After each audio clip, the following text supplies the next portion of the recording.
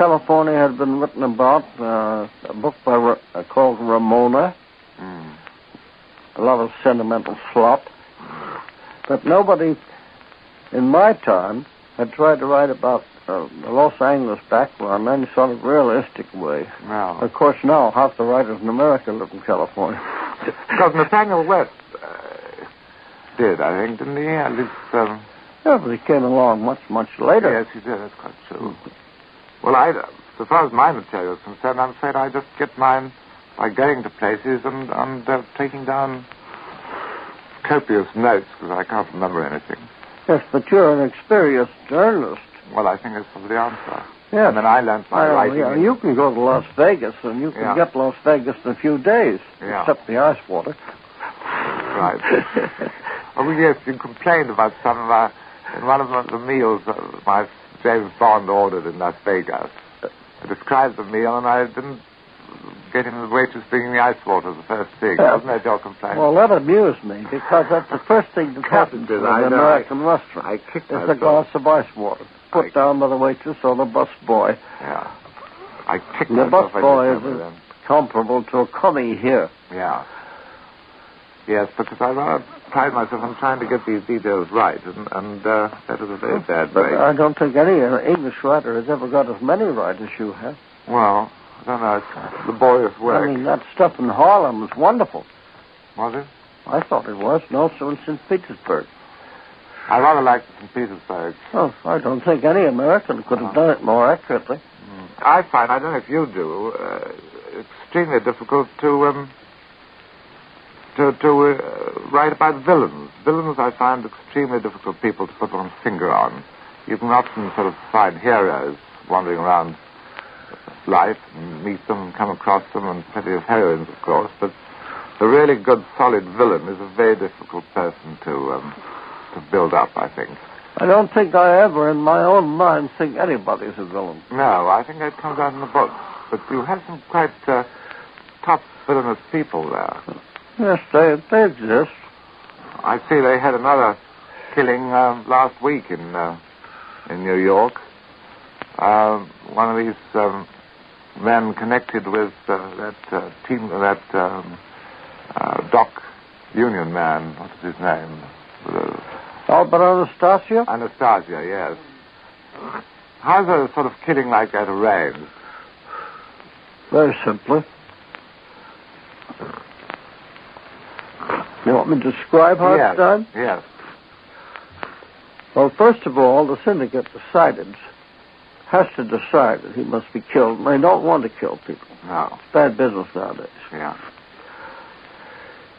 Then when they make the decision, they telephone to a couple of chaps, say, in Minneapolis, who own hardware stores or something or other and have a respectable business front.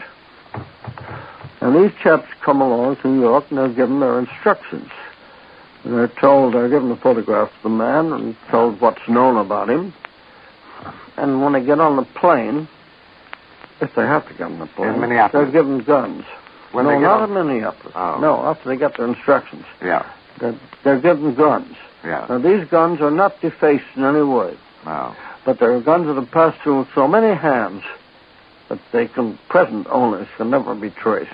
The company could say the first purchaser. So they go to where the man lives. They get an apartment across the street from him, or a room. And they study him for days and days and days until they know just exactly when he goes out, when he comes home, what he does. And when they're ready, they simply walk up to him and shoot him. And they have to have a crash car. Bugsy Siegel was a great man for the crash car. Yeah. The crash car is in case a police car should come down the street. Yeah. And it accidentally, on purpose, smashes the police car. Yes, I see what So you the mean. other fellow to get away, they get back on the plane, go home, that's all there is to it. And they drop the guns. They drop the guns at the spot, do they? They always drop the guns, yes. And wear gloves? How many fingerprints have ever been taken off guns? Yes, quite. If you hold them by the butt. Yes. That's quite true. Of course, they always appear to be taken off in books, but I suspect that because by filing the material on the butt and scraping it well. Of course, you make a rough surface, it won't take any prints at all. No. The butts aren't made that way. No. They're made to be rough. Yes, quite true. How much do they get paid for that each? 10,000. 10,000 each? Mm-hmm. If it's an important man. Yes. That's small money to the syndicate. Yes. And then they go back to their jobs in the hardware stores in Minneapolis. Yes. Quite impersonal. Yeah, they don't mind one way or the other. They don't care anything about the man. They don't care whether he's dead or alive. No. It's just a job to them. Yeah. Of course, they have to be a certain sort of people, yes, or they wouldn't do it. I mean, they're not like us. We wouldn't do it. No. Difficult thing to imagine doing. Well, I've known people I'd like to shoot. For instance? Anybody in England? No, not in England. Mm-mm. What do you want to shoot them for? I just thought they were better dead. But again, to go back to villains, because the difficulty is in writing about a man such as the people you describe, is to be certain oneself and to be able to persuade the reader that the man is not to be pitied for being a sick man.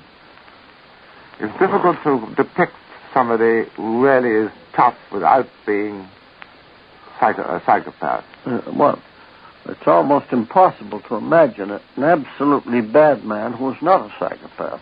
It is, I know. And then you see you create pity for him at once. It's difficult. That's what I mean about villains. They're very difficult people to build up.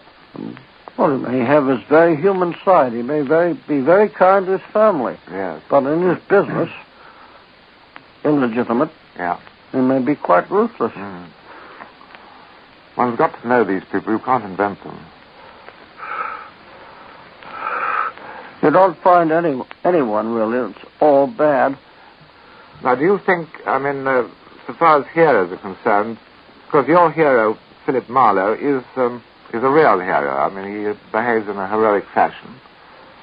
My leading character, James Bond, I never intended to be a hero. I intended him to be a sort of blunt instrument wielded by a government department who would get into bizarre and fantastic situations and more or less shoot his way out of them, get out of them one way or another.